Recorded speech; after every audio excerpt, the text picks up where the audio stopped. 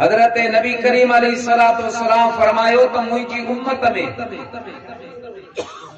अहिड़ा भी माण्हू हूंदा जेके गुनाहगार, बदकार, सियाकार, अज़ाबे नार जा हक़दार हूंदा।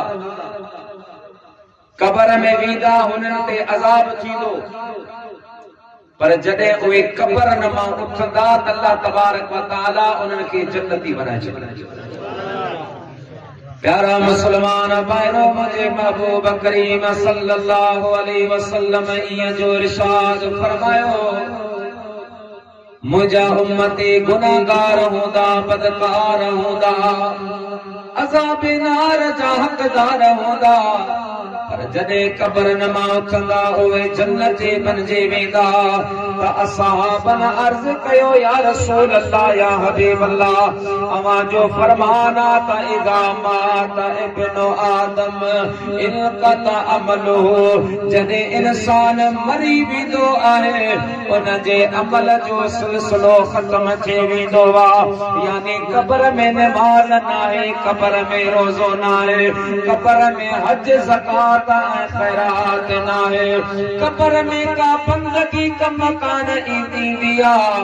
पोइ मदीने वारा मरण खां बाद में हुननि कहिड़ियूं इबादतूं कयूं, कहिड़ा हुननि सवाबनि जा कम कया जो अल्लाह ताला जी ज़ात बाबरकात हुननि गुनाहगारनि खे माफ़ फरमाए जन्नत बनाए छॾियो। त मुंहिंजे रहमत वारे नबी फरमायो, ऐं मुंहिंजा गुलामो उहे पाण को अमल कोन कंदा, न को हुननि जो अमल कबर वारो हुननि खे फ़ाइदो ॾींदो, पर हुननि पुठियां नेक औलाद छॾियो हूंदो, वफ़ादार दोस्त छॾिया हूंदा, पंहिंजा भाइण चाहण वारा दोस्त अहबाब छॾिया हूंदा, जेके हर मौके महल ते हिन मरण वारे जे लाइ दुआऊं पिया घुरंदा।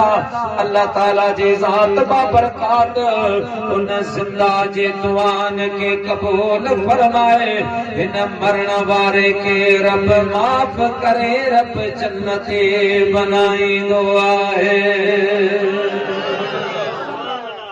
इंसान गुनाहगार, बदकार, पर उनजे पुठियां दुआ जो एहतमाम अचे। उलमा मौजूदन, मुंहिंजे मदीने वारे मीर जो ॿियो बि हदीस आहे।